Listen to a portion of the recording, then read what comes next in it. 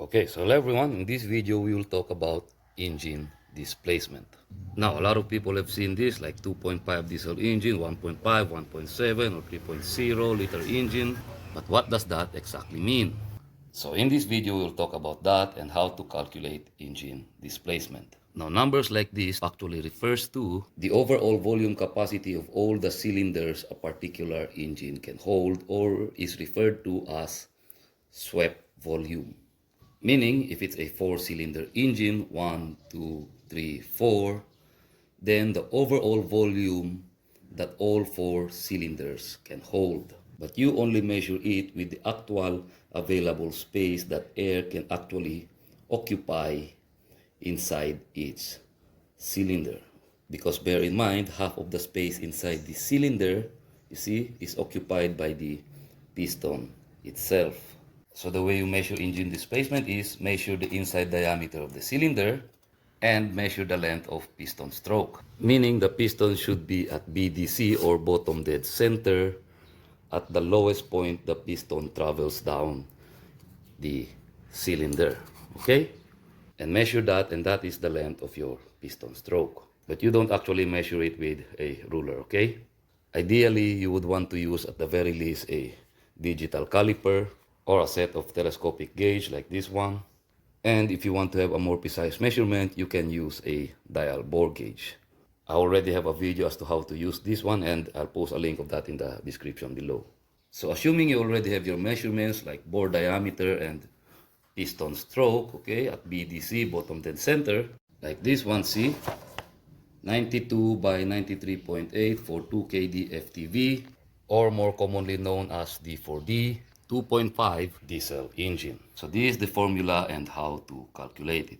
Bore diameter times bore diameter times bore stroke times 0.7854 times number of cylinders, 1, 2, 3, 4, equals engine displacement.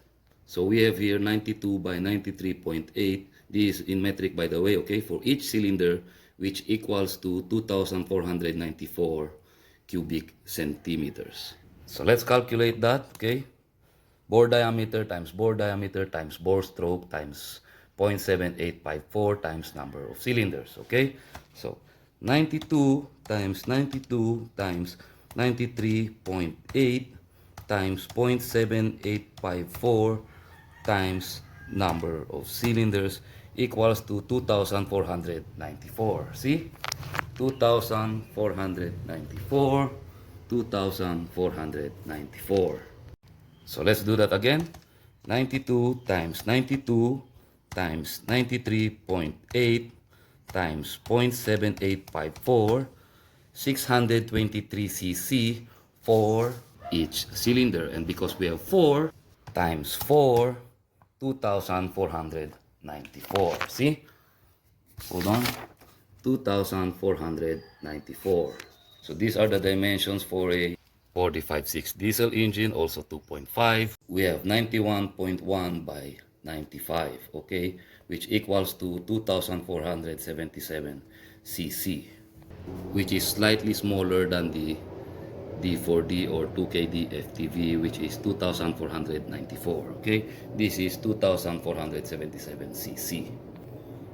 So let's calculate that, okay. 91.1 times 91.1 times 95 times 0.7854. This is 619 cc for each cylinder. Multiply it by 4, the number of cylinders you have, equals to 2,476. Okay, 2,477, 2,476, 77. You round this off, this 9. Okay, which gives you 2,477. So it's not exactly 2.5 liters, okay? Not with this engine and not with this engine. And the reason I believe why car manufacturers just round it off is for simplicity purposes when it comes to marketing. Because saying it's a 2,477 cc or a 2,494 cc engine as opposed to a 2.5 liter engine is much more easier. Now question, where did we get this number? 0.7854, okay?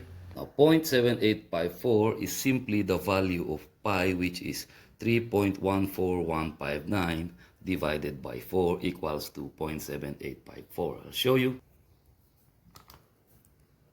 3.14159 divided by 4 equals to 0.7854. Okay?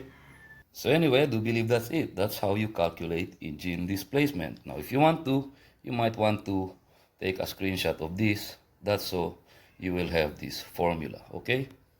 So I hope you found this video helpful and informative. If you do, let me know in the comments below.